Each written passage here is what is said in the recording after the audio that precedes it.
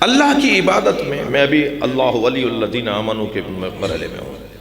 اللہ کی عبادت میں جو لوگ سست ہوتے ہیں نا، اس کی 4 وجوہات ہیں. دیکھیے، جب تک بیماری دور نہیں ہوگی، جب تک کہ بیماری کا سبب ہم تلاش نہ کریں. بیماری کا سبب ڈھونڈ لیجئے، خود بخود بیماری ختم ہو جائے گی. میں بیماری کا علاج جب ممکن ہے میرے لیے کہ جب میں اس کی علت کو ڈھونڈوں کہ یہ بیماری آئی کہاں سے آئی، اس کی جڑ کاٹ دوں، خود بخود بیماری ختم ہو جائے گی. اللہ کی عبادت میں سستی کے 4 موٹے سبب ہیں. وہ سبب ختم کر دیجئے، خود بخود معاشرہ عبد الہی ہو جائے گا، بندہ پروردگار ہو جائے گا. معاشرہ عبدیت کے کہہ لیجئے کہ میدان میں آ جائے گا. سب سے پہلا سبب، تھک تو نہیں رہے، سب سے پہلا سبب جو اللہ کی عبادت میں کمی کوتاہی کا ہے، وہ عزیزان گرامی والدین کی بے توجہی ہے.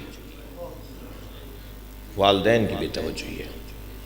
اب چینی زبان سب سیکھ رہے ہیں نا، سی پیک. اس کا مطلب ہے کہ دنیا کی خاطر میں کچھ کر سکتا ہوں، مگر مجھے نماز نہیں پڑھنی آتی، تجوید نہیں ہے میری، مجھے سورہ الحمد صحیح نہیں پڑھنی آتی. جس کا قبر میں مجھ سے پوچھا جائے گا اس کے بارے میں توجہ نہیں کر رہا، مگر میں چینی زبان سیکھ رہا ہوں اس لیے کہ 4 پیسے ملیں گے. والدین کی بے توجہی ہے.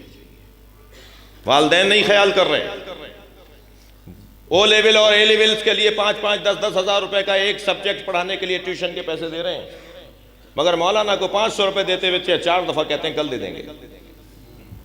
جو قرآن پڑھانے آتے ہیں نا مولانا، انہیں کہتے ہیں کل دے دیں گے، پرسوں دے دیں گے. وہ بیچارہ 4 دفعہ مانگنے کے بعد پھر مانگے گا بھی نہیں، مگر ایسا بھی ہے کہ وہ پھر آئندہ دل سے پڑھائے گا بھی نہیں. ایک صاحب مجھ سے کہنے لگے ہمارے یہاں قرآن کے قاری نہیں ملتے. میں نے کہا اس لیے نہیں ملتے کہ ہماری توجہ نہیں ہے. ابھی آپ اعلان کر دیجئے کہ ہر قاری قرآن کو، ہر مدرسے قرآن کو ایک بچہ پڑھانے پر 5,000 روپے ہدیہ دیا جائے گا. شاید ہر گلی میں، ہر گھر میں ہمیں قاری قرآن مل جائے. جی نظام ہے نا اللہ کا، پیٹ لگا ہوا ہے نا، بجلی پانی گیس کا بل آتا ہے نا، گاڑیوں کا خرچہ ہوتا ہے نا. ایک جگہ ہم گئے، وہ ایک صاحب لفافہ دینے لگے، کہنے لگے جی مولانا ہے حجت الاسلام ہے، انہیں لفافہ کیوں دے رہے ہو؟ انہوں نے کہا بھائی یہ تو حجت الاسلام ہے، ان کی گاڑی تو فیول، ان کی گاڑی تو پیٹرول کھاتی ہے، ان کی کار حجت الاسلام تھوڑی ہے.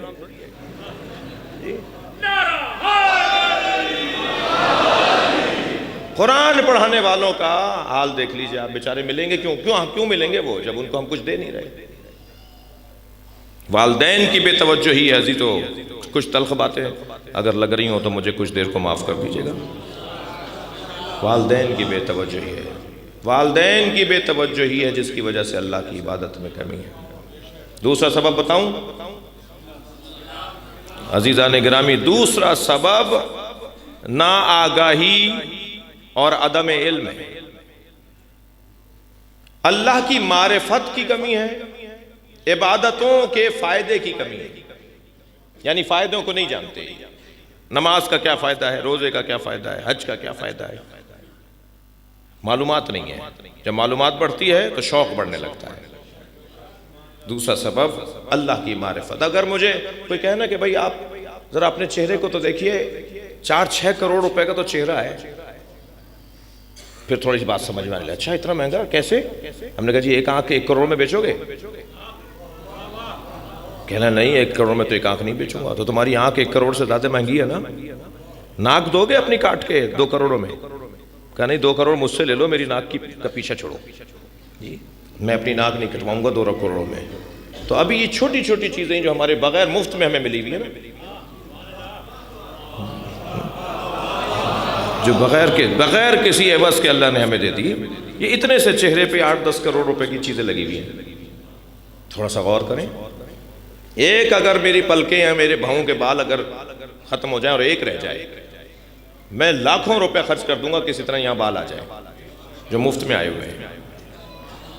جی ایسا ہی ہے یا نہیں؟ تھوڑا گردن ہلائیے نا. کتنا میں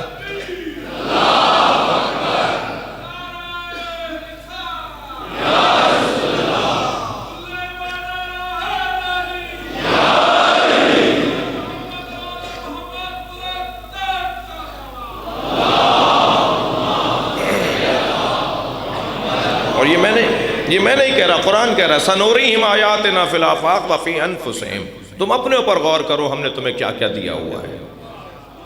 میں صرف اپنے اوپر غور کروں تو اربوں خربوں روپے کا تو یہ مفت میں اللہ نے بدن دیا ہوا ہے.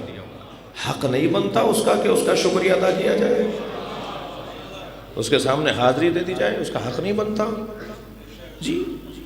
اور یہ تو وہ نعمتیں ہیں عزیزان گرامی کہ جو مجھے نظر آ رہی ہیں, جو سامنے کی ہیں, روزانہ دیکھ رہا ہوں. مجھے تو سب سے بڑی نعمت کی وجہ سے اللہ کا شکر ادا کرنا چاہیے, وہ نعمت عظمہ الہیہ ولایت علی ہے.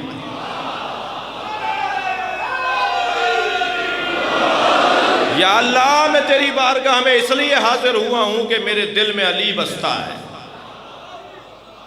نعمت عظمہ پروردگار, وقفوہم انہم مسئولون, روکو انہیں, ان سے سوال کریں گے, ان سے سوال ہونا ہے. ثم لتسألن یومئذ عن النعیم, پھر اس کے بعد سب سے بڑی نعمت کے بارے میں سوال ہوگا.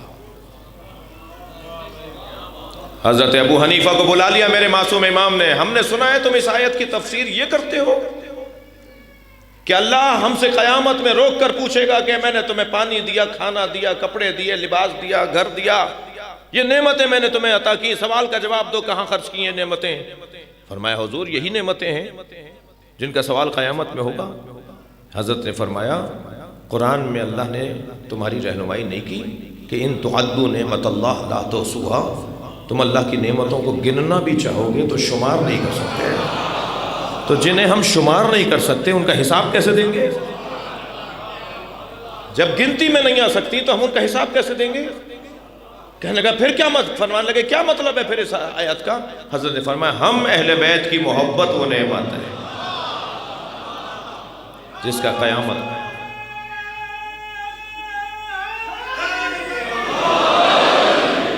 قیامت میں سوال ہوگا. ہم نے تمہیں محبت اہل بیت دی, یہ سب سے بڑی نعمت ہے. وَاذْكُرُوا نعمت اللہ علیکم, اللہ کی ایک نعمت کو بار بار دہراؤ. وہ ایک نعمت کون سی ہے بھائی؟ یا اللہ تو خود بتا دے وہ ایک نعمت کون سی ہے. وہ نعمت عظمہ ولایت علی ہے.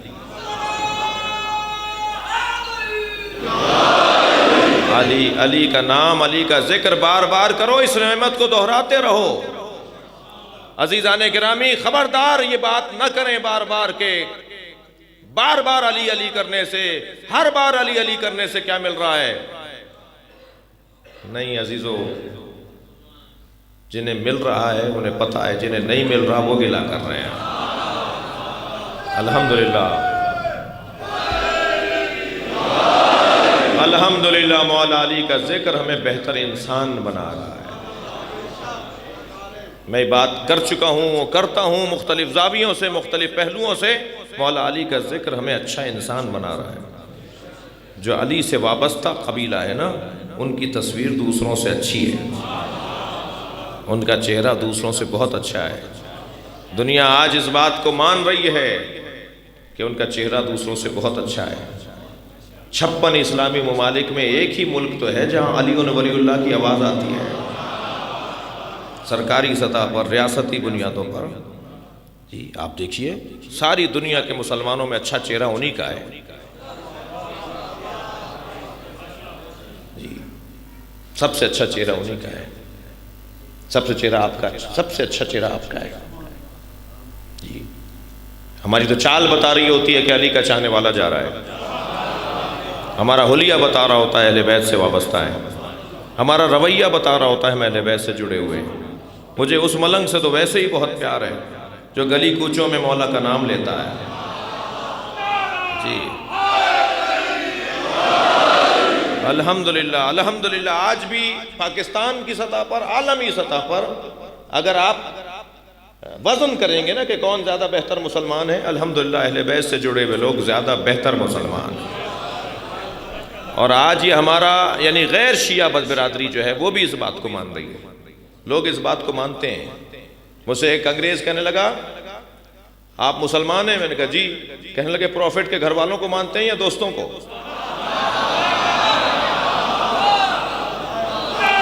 جی